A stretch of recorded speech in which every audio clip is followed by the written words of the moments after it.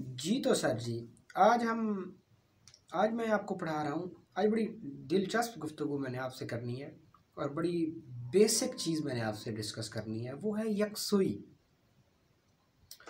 यकसुई, यकसु, दरअसल है क्या ये यकसुई? ये भी एक रूहानी पावर है और जब ये हमें नसीब हो जाती है तो फिर हम बड़ी आसानी से रूहानियत में कामयाब हो जाते हैं।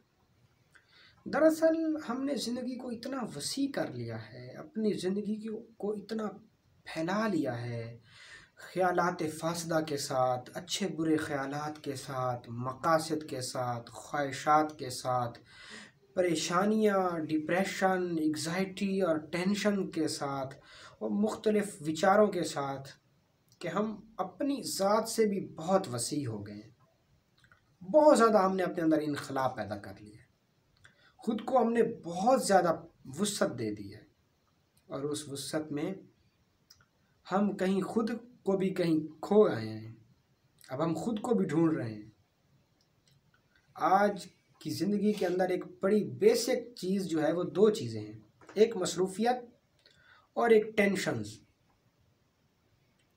जो कि बहुत ज़्यादा आजकल हमारी ज़िंदगी में देखने को मिल रही हैं। हर शख्स मसरूफ़ है, तरक्की की हवस में ना, आगे बढ़ने की हवस में हर शख्स मसरूफ़ है और मसरूफियात में भी वो इतना आगे है कि ख़ुद को पीछे छोड़ गया है और आप आगे निकल गए।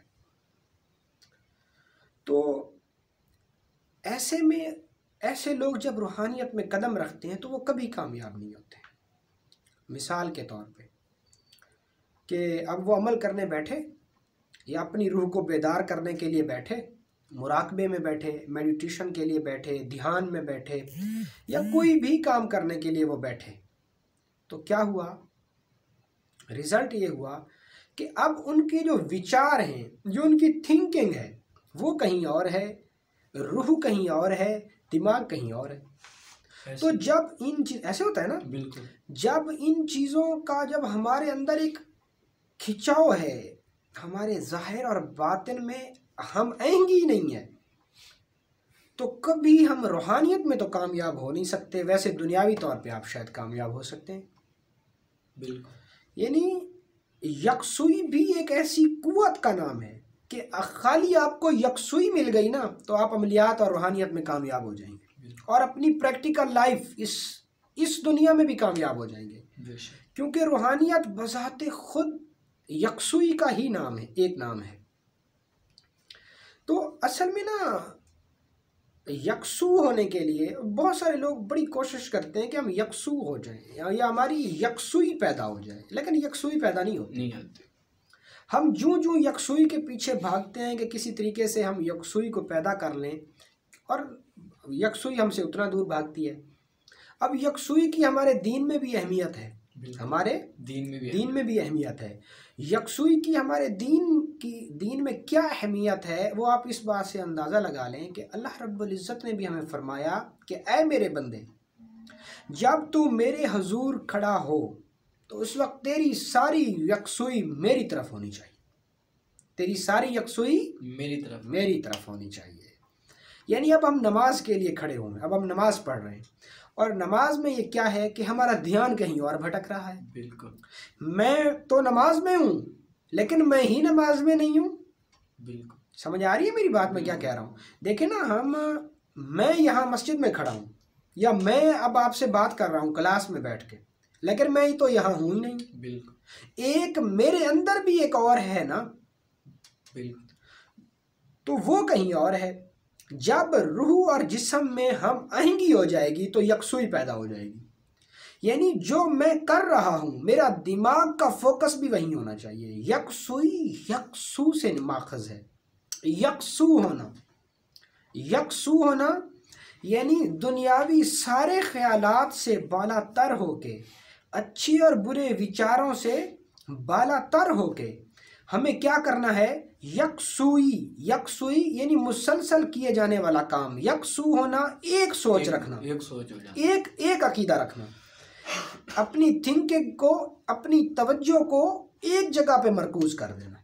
अपनी तवज्जो को एक जगह पे मरकूज कर देना। जब हमारी तवज्जो एक जगह पे मरकूज हो जाएगी फिर हम कामयाब हो जाएंगे। फिर हम अमलियात है, रूहानियत है, दुनियावी लिहाज से आप करना चाह रहे हैं, ध्यान करना चाह रहे हैं, आप मुराकबा करना चाह रहे हैं, क्योंकि ये सारी चीज़ों से मिलकर तो अमलियात और रूहानियत बनती है। बिल्कुल। वैसे रूहानियत अलग है और अमलियात अलग है। बिल्कुल। हम अपने हम इन क्लासेस में रूहानियत को भी पढ़ेंगे और अमलियात को भी पढ़ेंगे, दीन और दुनिया की दोनों बातें करेंगे हम इंशाअल्लाह। तो यकसुई कायम करने के लिए बुजुर्गान दीन, औलिया अल्लाह और सालिहीन जंगलात का रुख किया करते थे। अब बसा औकात यकसुई मेरी तो बन गई कि मेरा जहन भी वही है, मेरे ख्याल और विचार भी वही हैं, जहाँ पे मेरा जिस्म और शरीर है, जहाँ पे मैं हूँ मेरे ख्यालात भी वही हैं और मैं भी वही हूँ, और मेरे अंदर की जो बातनी मेरी शख्सियत है वो भी वही है। लेकिन उसके बावजूद चंद अनासिर दुनियावी ऐसे हैं जो कि मुझे यकसू नहीं होने देते। मिसाल के तौर पे जैसा मैं आपसे क्लास पढ़ा रहा हूँ तो पीछे ये आवाज़ें आ रही होती हैं, कभी जानवरों की आवाज़ें आ रही होती हैं, कभी बिल्ली की आवाज़ आ रही, कभी ट्रैफिक की आवाज़ आ रही, कभी किसी परिंदे की आवाज़ आ रही, तो ये भी एक खलल पैदा करती हैं। बिल्कुल। ये क्या करती हैं? खलल पैदा करती हैं।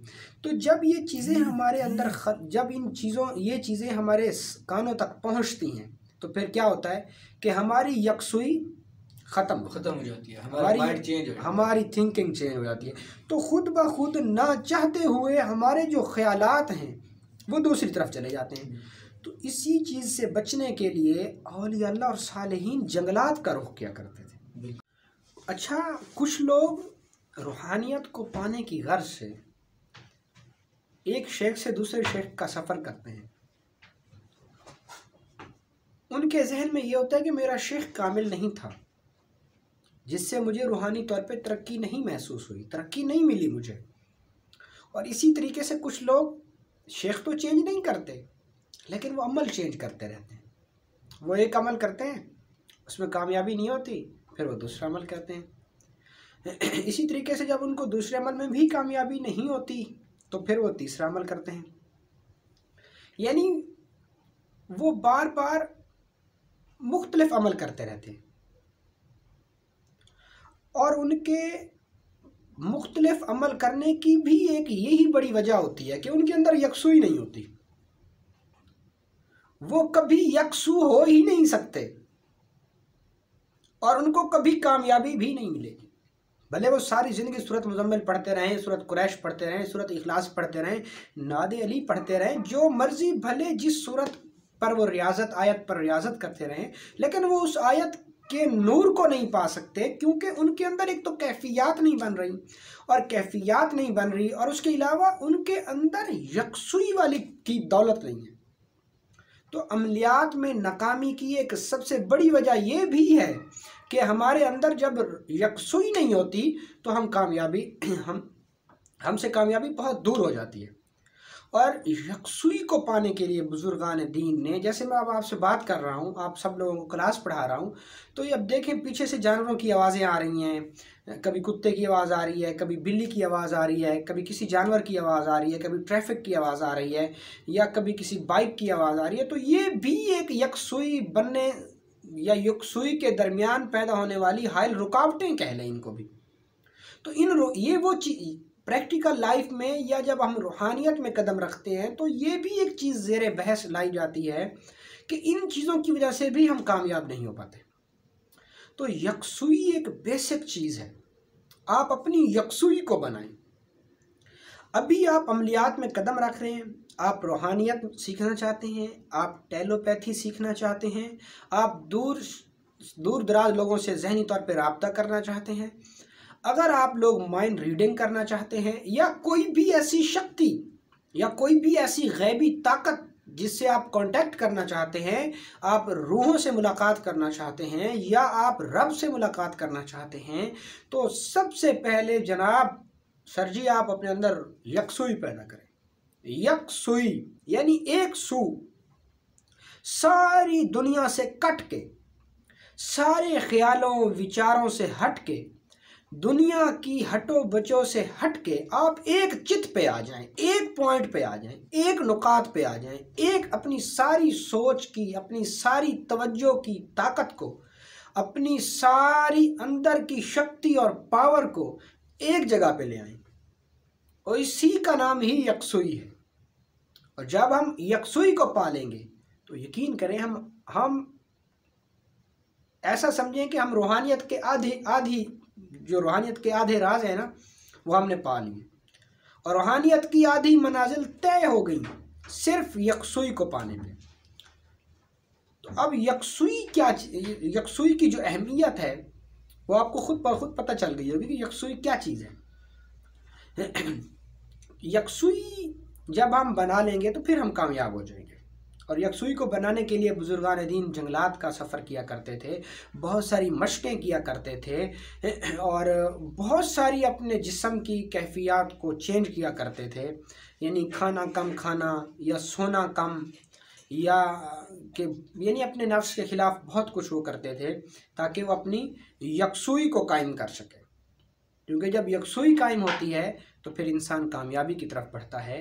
तो आज की जो मेरी क्लास है वो मैंने उसमें सिर्फ आपको यही समझाना था कि अगर आप अमलियात कर रहे हैं, आप रूहानियत में कदम रख रहे हैं और आपको कामयाबी नहीं मिल रही, आपकी ना तो रब से मुलाकात हुई, ना ही औलिया अल्लाह और सालिहीन से मुलाकात हुई, ना ही खुद से मुलाकात हुई, किसी से ही मुलाकात नहीं हो सकी, तो उसकी कहीं बड़ी वजह यह ना हो कि आपके अंदर यकसुई ही ना हो। तो आप यकसुई को बनाएं सबसे पहले, कि यकसुई जब हम बना लेंगे तो हम कामयाब हो जाएंगे। बहुत शुक्रिया। अच्छा हुजूर, एक यहाँ पे सवाल पैदा होता है, आपने वीडियो के शुरू में फरमाया था ना, जैसे कि हम कोई भी मतलब कि अमल करने के लिए बैठते हैं, मुराकबे के लिए बैठते हैं, या अपनी मतलब कि ध्यान के लिए बैठते हैं, तो उसमें हमारा जो माइंड होता है, जो हमारी जो चेंज होता है, माइंड एक जगह पे नहीं रहता। मतलब हम ध्यान के लिए बैठे हैं तो हमारा माइंड वहीं पे रहना चाहिए, लेकिन हमारे ध्यान में ख्यालात फासदा भी आते हैं, हर किस्म के ख्याल आते हैं, तो इससे हमें कैसे निजात मिलेगी? तो ये आपको मैं अगली क्लास में चल के पढ़ाऊँगा बाकायदा तौर पे। माशाल्लाह आपने बहुत अच्छा सवाल किया मोहसिन भाई। तो इसको आगे चल के ना हम डिस्कस करेंगे कि हम कैसे, जब हमारी यकसुई कायम होगी जी, जैसे ही हमारी यकसुई कायम होगी तो खुद ब खुद हमारे ख्यालात फासदा आना ख़त्म हो जाएंगे। ठीक हो गया। तो उसकी मैंने आपको क्लासें आगे चल के मैं जो आपको पढ़ाऊँगा, तो उसमें मैंने आपको यही पढ़ाना है कि हम कैसे यकसू हो सकते हैं, और मैं आपको यकसू करके दिखाऊँगा इंशाअल्लाह। आपको तरीके बताऊँगा कि जिन पर चलकर हम यकसुई को पालेंगे। जब हमारी यकसुई कायम हो जाएगी तो फिर हम आगे रूहानियत में बढ़ते चले जाएंगे इंशाअल्लाह। ठीक हो गया। बहुत शुक्रिया।